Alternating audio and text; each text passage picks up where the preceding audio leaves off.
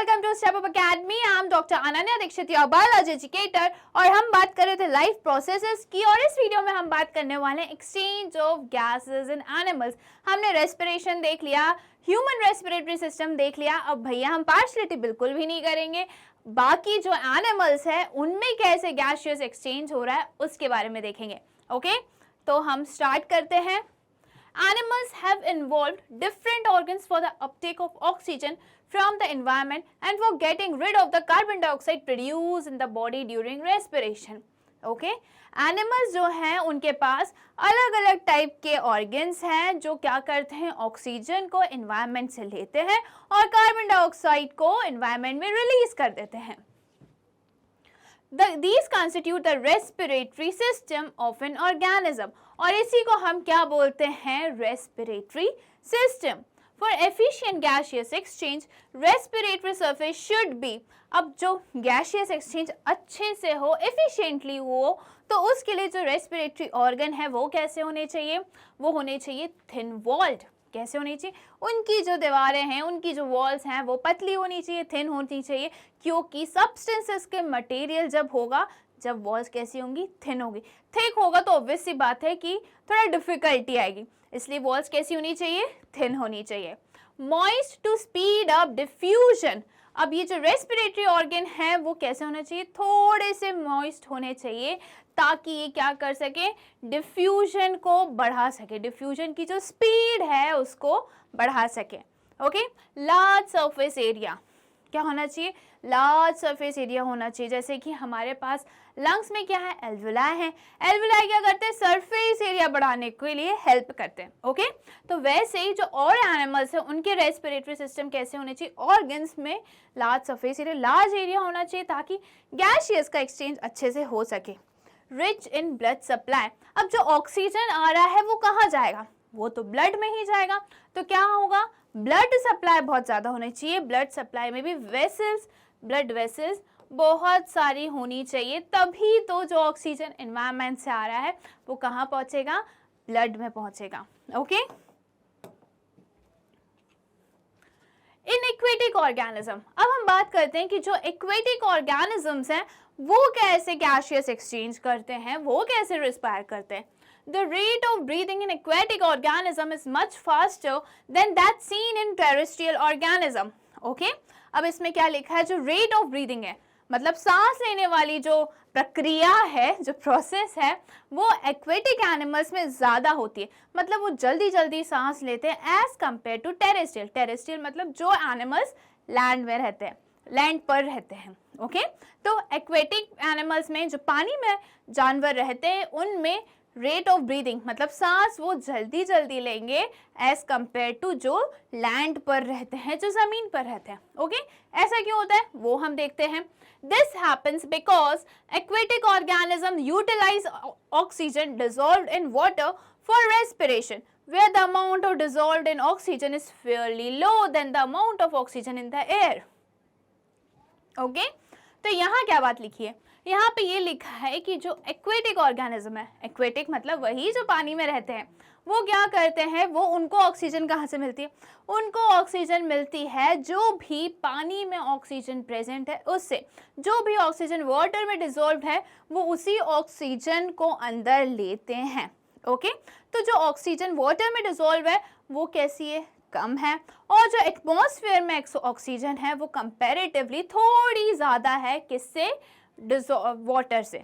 Okay, तो यहाँ पे यही बात लिखी है, fishes take in water through their mouth and force it to pass into the gills where the dissolved oxygen is taken up by the blood flowing in blood vessels.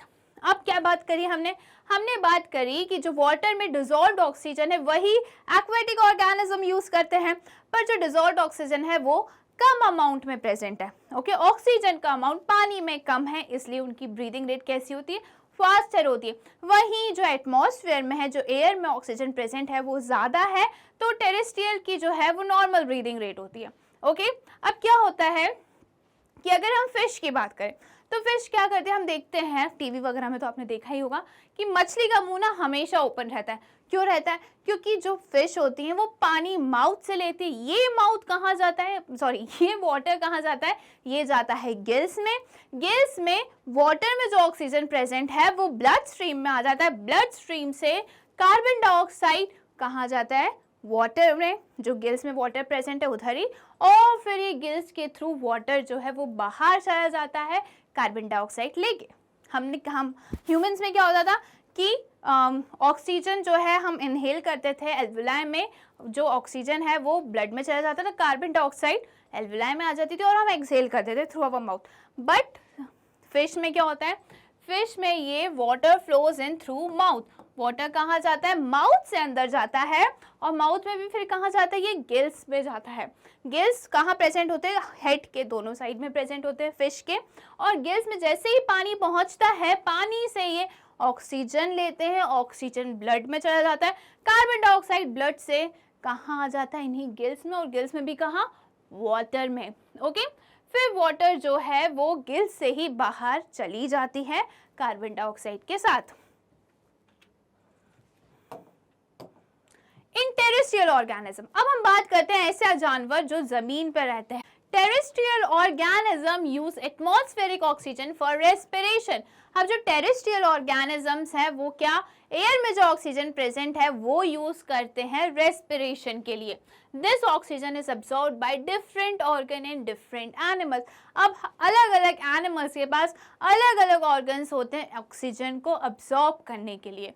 Okay, All these organs have a structure that increases their surface area. अब इन organs में भी इन organs का ऐसा structure होता है कि ये gaseous exchange के लिए अपना एरिया बढ़ा लेते हैं।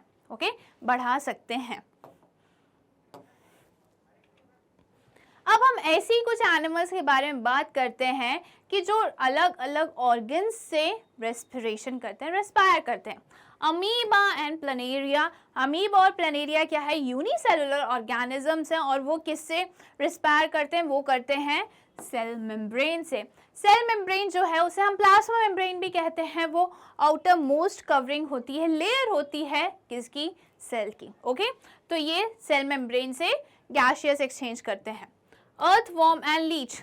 अर्थवॉर्म को अगर आपने देखा हो या फिर लीच आपने टीवी वगैरह पे देखी हो तो कैसी दिखती है उनकी स्किन, उनकी स्किन में थोड़ी स्लाइमी दिखती है ना, शाइनिंग दिखती है। तो वो क्यों दिखती है, क्योंकि उनकी जो स्किन होती है वो मॉइस्ट होती है।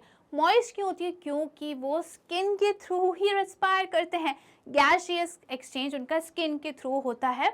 और हमने देखा था कि जो रेस्पिरेटरी ऑर्गन है वो कैसे होने चाहिए, मॉइस्ट होने चाहिए। ओके, और इसको जो स्किन से रेस्पायर करते हैं उनको हम क्या बोलते हैं, क्यूटेनियस रेस्पिरेशन।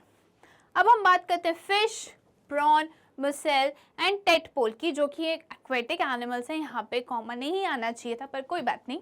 ओके, वो किसके थ्रू रिस्पायर करते हैं, वो रिस्पायर करते हैं गिल्स के थ्रू। अभी हमने थोड़ी देर पहले समझा था कि क्या होता है, ये वाटर माउथ से लेते हैं, फिर वाटर कहाँ जाता है, गिल्स में जाते हैं। गिल्स में ऑक्सीजन जो वाटर में डिसॉल्व है वो ब्लड में आ जाता है, और कार्बन डाइऑक्साइड वाटर के साथ गिल्स से बाहर चला जाता है। ओके, फ्रॉग, फ्रॉग जो है वो स्किन से भी करता है और लंग्स से भी करता है। किससे, मॉइस्ट स्किन एंड लंग्स।